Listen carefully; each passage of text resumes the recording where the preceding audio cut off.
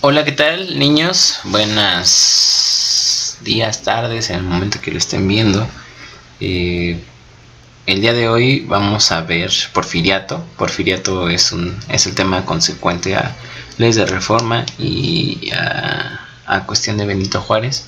Este tema me va a llevar un poquito de tiempo, menos que los pasados, ya que es algo que incluso ustedes ya lo han visto varias veces en sus clases de historia.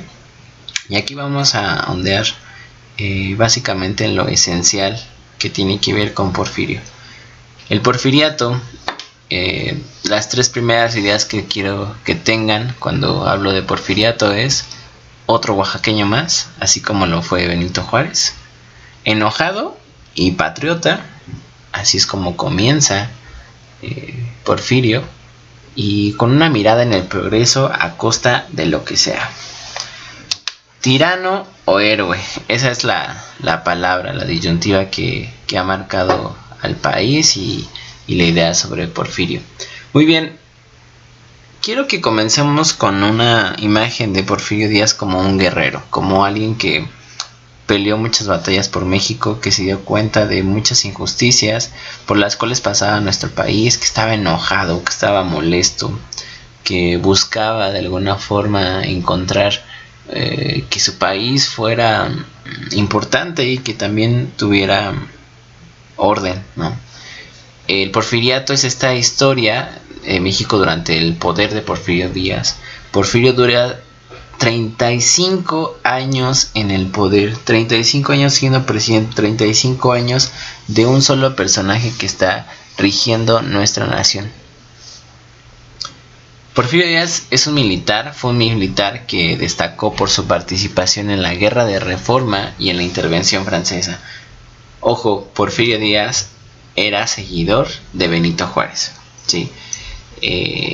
Es alguien que siempre destacó por ser un increíble militar, alguien que sabía mucho de estrategia. En la película de 5 de mayo lo van a ver.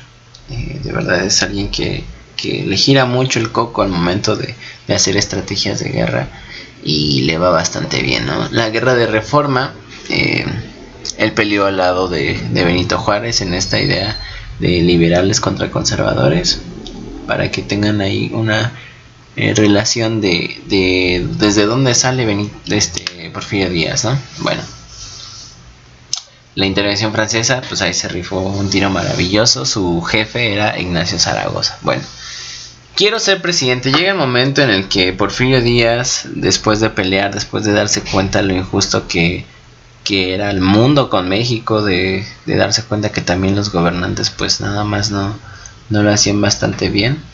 Cuando Benito Juárez pierde un poquito el piso, él se proclama como candidato para la presidencia, ¿no? Sus ideales eran muy rígidos: no reelección, necesitamos progreso, necesitamos orden, ¿no? Siendo que Benito Juárez un tiempo antes había sido pues hasta cierto punto su figura, su profesor, ¿no?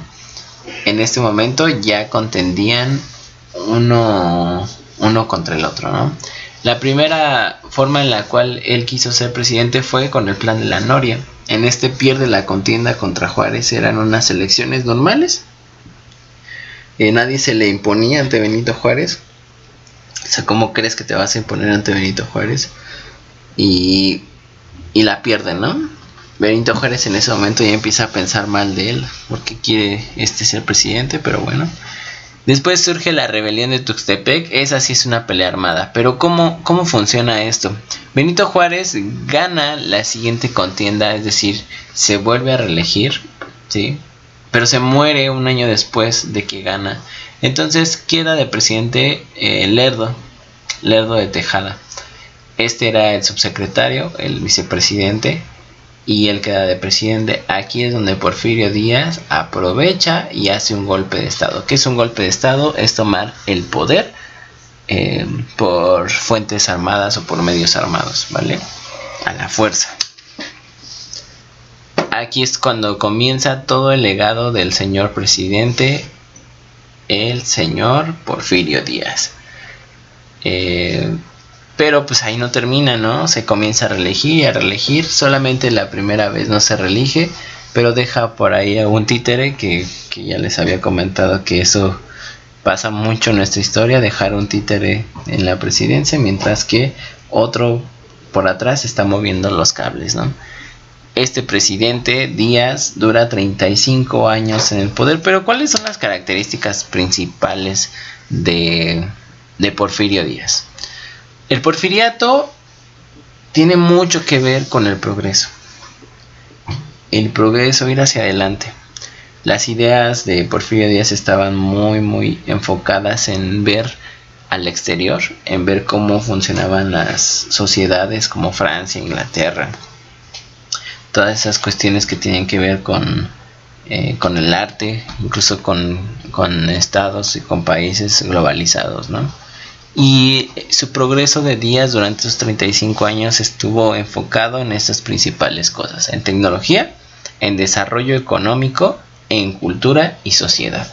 En tecnología, pues él trajo el ferrocarril, él trajo la electricidad, él trajo el cine, las comunicaciones, el telégrafo, el automóvil, el petróleo, ¿sí? Entonces pensemos cómo México estaba durante Benito Juárez, y fue un moralista que puso muchas cosas sobre la mesa, pero el que ya viene a traer toda la idea de una ciudad es Porfirio Díaz, ¿sí? Vamos a ver si es tirano, si es héroe, qué demonios es Porfirio Díaz, ya lo vamos a entender. Y también necesito que ustedes ocupen un poquito su criterio para poder establecerlo, ¿vale? Un dato interesante: la primera película en México que se grabó, se llama Porfirio Díaz en un paseo por la Alameda. Es una película que dura muy poquito y pues literal es Porfirio Díaz en su caballo, ¿vale? Esa es la primera película que se graba. Tenemos desarrollo económico, que también formaba parte de sus tres cosas, que tenía que ver con la expansión, una globalización total. Vamos a ver qué hacen otros países para traerlo aquí a México. Y esta idea de terratenientes y campesinos. Los terratenientes ya formaban grandes riquezas, porque los terratenientes son los dueños de tierras, porque con esto pudieron generar más, y los campesinos seguían trabajando, ¿no? La cultura y la sociedad: existió un avance impresionante en pintura, literatura, arte, ciencia, investigación, sociedad intelectual. Era una sociedad que de verdad estudiaba, que experimentaba, que hacía investigación. Y un claro ejemplo, pues, el Palacio de Bellas Artes. Durante el Porfiriato se construyeron muchos edificios como este. Interesante, ¿no? Pero ¿qué pasa? Porfirio Díaz pierde el suelo en más de una ocasión. Y tiene tres cosas. O sea, lo importante es de que veamos a Díaz como si alguien que trajo progreso, pero también como alguien que no entendía cuál era la sociedad en su totalidad. Y yo creo que seguimos en ese lapso. Todavía no llegamos a entender cuál es la sociedad mexicana, de qué carecen los pobres, de qué carece los ricos, de qué carece la sociedad media, ¿no? Y podemos englobarlo en estas tres cosas: lo bueno, lo malo y lo feo. Lo bueno, pues, es toda esta estabilidad económica, avance tecnológico y esta idea de México positivista. El positivismo tiene que ver con cómo usamos la ciencia para enriquecer a nuestra sociedad, ¿no? Lo malo es de que los campesinos no tenían beneficios. Existían estas famosas tiendas de raya, que ahorita les cuento, y existía una explotación obrera. Una tienda de raya era una obra del gobierno que se establecía en lugares cercanos al trabajo del obrero, del campesino, y no era más que una tienda donde había frijol, había arroz, había lo esencial, y tú trabajabas toda una jornada por una bolsita de frijol o una bolsita de arroz, ¿no? Toda una jornada súper pesada como campesino para que fueras a tu tienda de raya. Eso fue estipulado por Porfirio Díaz. Pero imagínense un campesino que tenía 5 hijos, ¿no? Y solamente todos trabajaban por lo mismo, cabe señalar. Trabajaban, no le pagaban, no había dinero, nada. Solamente iban y ponían una rayita. Esa rayita significaba que ya habían cobrado su pago, que era una bolsa de frijol, ¿no? Imagínense que cada uno de estos personajes que vemos en la foto, pues uno tenía, a lo mejor tenía 3 hijos, 2, 1 y 5, ¿no? Pero todos ganaban la misma bolsa de frijol. Pues algunos pedían prestado otra bolsa de frijol para que pues todos comieran, ¿no? Pero imagínense la deuda que siempre tenían. Entonces tenían que trabajar mucho más y era súper explotada todo lo que vivían estos personajes. Díaz en su comodidad de su casa en el centro, viendo a toda la gente Pipiris Nice y el automóvil y el ferrocarril y todo padrísimo, no volteaba a ver cómo vivían los demás estados, ¿no? Siempre México ha tenido eso que es centralista, y de verdad aquí es donde deberíamos de entender por qué estados colindantes a la ciudad aún son pueblos, aún son personas que se dedican a la agricultura, aún son personas que se dedican incluso a la minería, ¿no? Y cómo viven es otra forma de vida totalmente distinta, ¿sí? Entonces hay una explotación total. Bueno, pues estas personas no se quedan con los brazos cruzados, y sí, algunos levantan la voz, algunos sí se ponen en contra de lo que dice Díaz y comienzan a rebelarse o a alzar la voz y a decir esto no es justo, ¿no? Lo feo es que este señor se entera de eso y lo minimiza y dice, ok, no quieren hacer caso, pues mátalos, ¿sí? Y aquí es donde surge la primera cosa fea. Perdón, aquí no se puso, no se actualizó. Pero aquí decía, mátalos en caliente, ¿sí? Mátalos en caliente, mátalos en caliente.